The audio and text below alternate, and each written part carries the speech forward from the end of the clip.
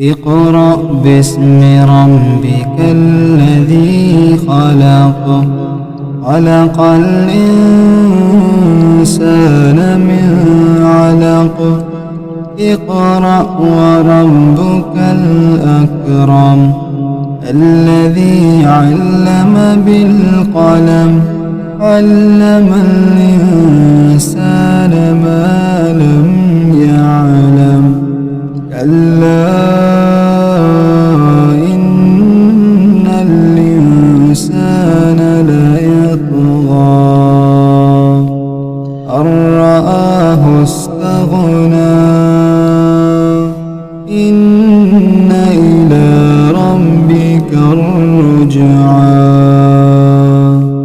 أرأيت الذي ينهى عبدا إذا صلى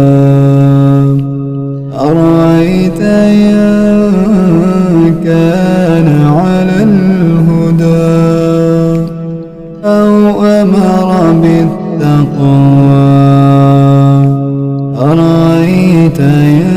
كذب وتولى ألم يعلم بأن الله يرى كلا لئن لم ينته لنسفعا بالناصية ناصية كاذبة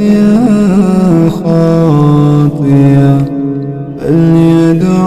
ناديا سندع الزبانية كلا لا تطعه واسجد واقترب